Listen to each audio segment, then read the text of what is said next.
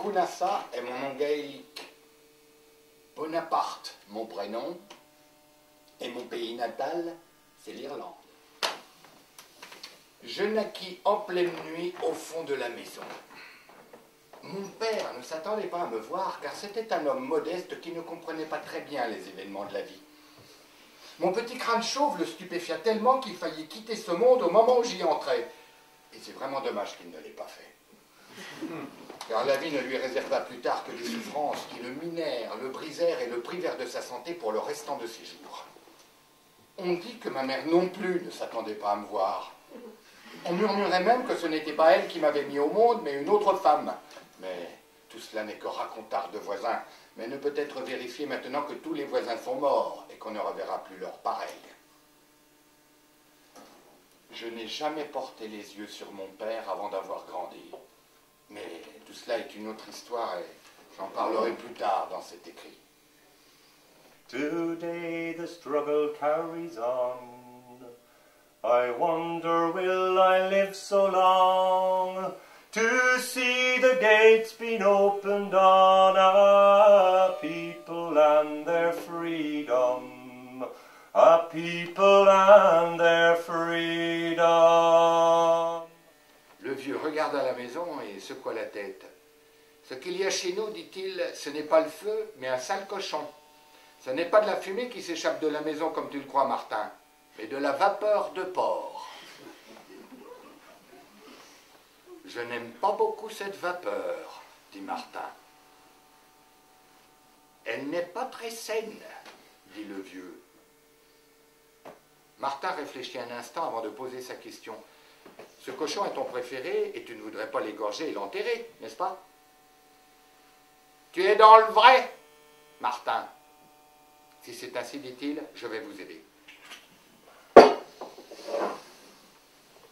Bonne chance, Ambroise. Tu es vivant aujourd'hui dans un autre monde.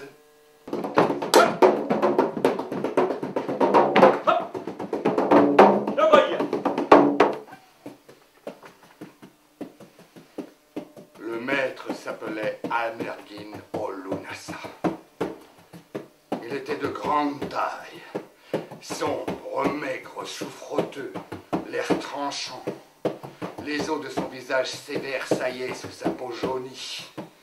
Ses cheveux étaient plantés bas sur un front plissé en permanence par une expression de colère féroce.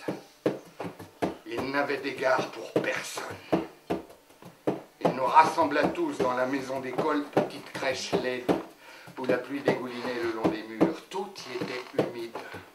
Nous prîmes place sur les bancs, réduits au silence par la peur du maître. Ses regards venimeux parcoururent la salle et vinrent se poser sur moi. Pire qu'il avait l'air désagréable pendant que ses yeux me scrutaient ainsi. Au bout d'un moment, il pointa sur moi un doigt jaune et dit « What is your name ?» Le lendemain, on fit entrer dans le fond de la maison ces nouveaux résidents d'une espèce particulière, tous vêtus de laine grise, qui criaient, fouaillaient, grognaient et ronflaient dans la paille de jonc. Un aveugle les aurait reconnus à leur puanteur. On crut que la maison elle-même allait tomber en pourriture. Je ne sais dans quelles conditions vivaient les Gales en ce temps-là, mais la nôtre ne fit qu'empirer pendant que ces individus nous tenaient compagnie en permanence. On attendit de pied ferme l'arrivée de l'inspecteur, ce qui dura un bon moment, et comme dit le vieux, ce qui doit arriver arrivera. L'inspecteur se présenta chez nous sous une pluie battante. Faible était la lumière du jour, épaisse l'atmosphère qui recouvrait le fond de la maison, là où se trouvaient les petits cochons. Celui qui avait déclaré que l'inspecteur était vieux et débile avait dit vrai. Pauvre type.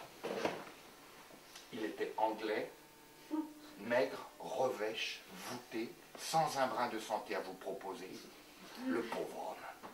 And gobble and run, you pair of rogues, rattle over the bugs, they frighten all the dogs, and the rocky road to Dublin, what a treat for fine. And the pair a turner down the rocky road, and all the ways to Dublin, whack for lally down.